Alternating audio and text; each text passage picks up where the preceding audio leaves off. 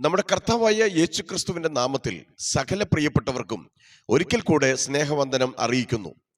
ഇന്ന് ജനുവരി മാസം 1-ാം തീയതിയാണല്ലോ. 2024 കാലെടുത്ത് പ്രവേശിക്കുവാൻ പോൾസ് മിനിസ്ട്രിയിലുള്ള എല്ലാ കുടുംബാംഗങ്ങളെയും ദൈവം സഹായിച്ചതിനായി ഞാൻ ദൈവത്തിന് സ്തോത്രം ചെയ്യുന്നു. ഈ ഒരു വർഷം നിങ്ങൾക്ക് അനുഗ്രഹത്തിൻ്റെ, ആത്മീക വർധനവിൻ്റെ, ദൈവപ്രവൃത്തിയുടെ ഒരു സംവത്സരമായി തീരേണ്ടതിന് ഞാൻ നിങ്ങളെ അനുഗ്രഹിച്ചു പ്രാർത്ഥിക്കുകയും അപ്പോൾ തന്നെ പുതുവത്സര ആശംസകൾ നേരുകയും ചെയ്യുന്നു. ഇന്നത്തെ ചിന്താവിഷയം സഭാപ്രസംഗയുടെ പുസ്തകം 3-ാം അധ്യായം 1-ാമത്തെ വാക്യമാണ്. എല്ലാറ്റിനും ഒരു സമയം വെച്ചിരിക്കുന്നു. ആകാശത്തിന് കീഴിൽ സകല കാര്യത്തിനും ഒരു സമയമുണ്ട്, ഒരു കാലമുണ്ട് എന്ന് അവിടെ രേഖപ്പെടുത്തിയിരിക്കുന്നു. 3-ാം അധ്യായം 17-ാമത്തെ വാക്യത്തിലേക്ക് വരുമ്പോൾ സകല കാര്യത്തിനും സകല പ്രവൃത്തിക്കും ഒരു കാലമുണ്ട് എന്ന് എഴുതിയിരിക്കുന്നു. ദൈവം സകല കാര്യവും അതതിൻ്റെ സമയത്ത് ഭംഗിയായി ചെയ്യുന്നു എന്നത്രേ എഴുതിയിരിക്കുന്നത്.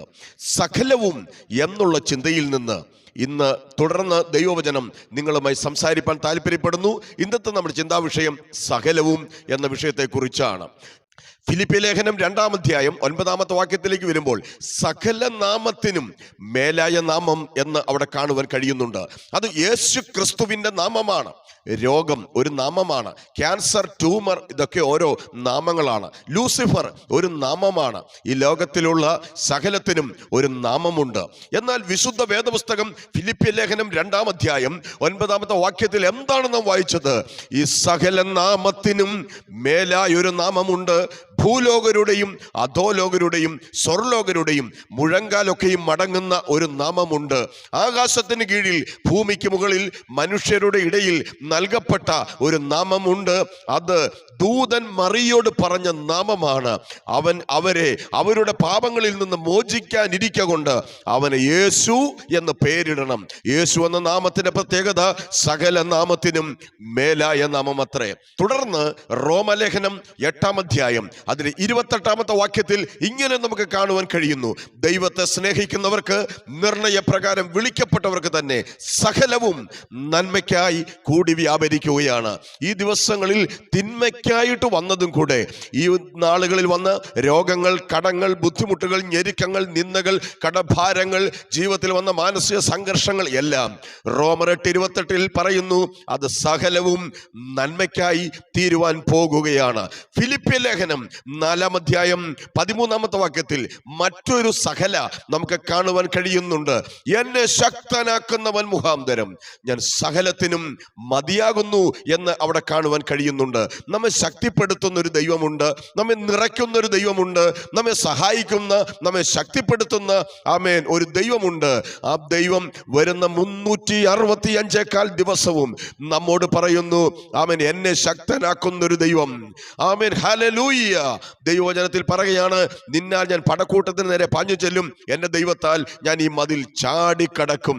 അതുകൊണ്ട് ഏത് പ്രതികൂലങ്ങൾ വരട്ടെ, ഏത് കഷ്ടങ്ങൾ വരട്ടെ, നമ്മെ ശക്തനാക്കുന്ന ഒരു ദൈവമുണ്ട്. അത് സകലത്തിനും ആമേൻ ശക്തനാക്കുന്ന ഒരു ദൈവമുണ്ട്. ആ ദൈവത്താൽ എല്ലാം കഴിയും. അതുകൊണ്ടല്ലേ 1 പത്രോസിന്റെ ലേഖനം 5-ാം അധ്യായം 7-ാമത്തെ വാക്യത്തിൽ അവൻ പത്രോസ് ഇങ്ങനെ പറയുന്നത്, അവൻ നിങ്ങൾക്കായി കരുതുന്നതാകയാൽ നിങ്ങളുടെ സകല ചിന്താകുലവും അവൻ്റെ മേൽ ഇട്ടുകൊള്ളുവീൻ. അവൻ സകല ചിന്താകുലവും മക്കളെ കുറിച്ചുള്ളതാണോ, ഭാവിയെ കുറിച്ചുള്ളതാണോ, ബിസിനസ്സിനെ കുറിച്ചുള്ളതാണോ, സഭയെ കുറിച്ചുള്ളതാണോ, ജീവിതത്തിൽ ഏതു കാര്യത്തിലാണ് നിങ്ങൾ ചിന്താകുലം അനുഭവിക്കുന്നത്?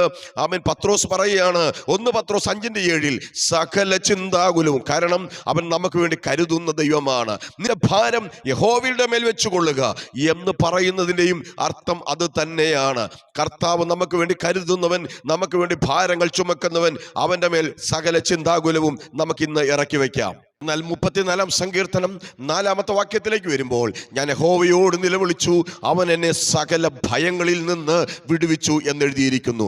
നിങ്ങൾ എന്തിനെയാണ് ഭയപ്പെടുന്നത്? പിശാചിനെയാണോ, രോഗത്തെയാണോ, മരണത്തെയാണോ, മനുഷ്യനെയാണോ, കടഭാരത്തെയാണോ, ജപ്തി ഭീഷണിയാണോ? എന്തിനെയാണ് നിങ്ങൾ ഭയപ്പെടുന്നത്? എന്തിനെയായാലും സ്വർഗത്തിലെ ദൈവം ഇങ്ങനെ പറയുന്നു, അവിടുന്ന് നമ്മെ സകല ഭയങ്ങളിൽ നിന്നും വിടുവിക്കുന്ന ദൈവമാണ്. 34-ാം സങ്കീർത്തനം 6-ാം വാക്യത്തിലേക്ക് വരുമ്പോൾ ഞാൻ ഞാൻ യഹോവയോട് നിലവിളിച്ചു, അവൻ എന്നെ സകല കഷ്ടങ്ങളിൽ നിന്നും വിടുവിക്കുന്ന ദൈവമാണ്.